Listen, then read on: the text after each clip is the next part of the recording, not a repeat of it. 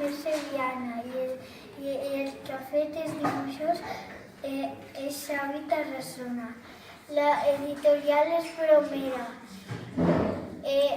La història conta que niños llunyans que es diuen Miguel i Nicolau Biel es troba un ou verd fosforescent i Nicolau li diu que el podrien portar a l'Helena, que era una sàvia abuelita.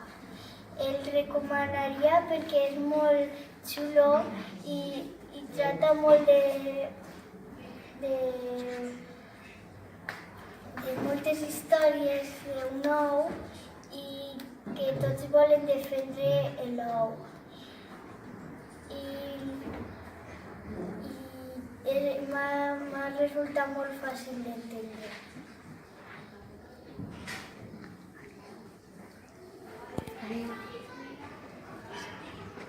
Adéu.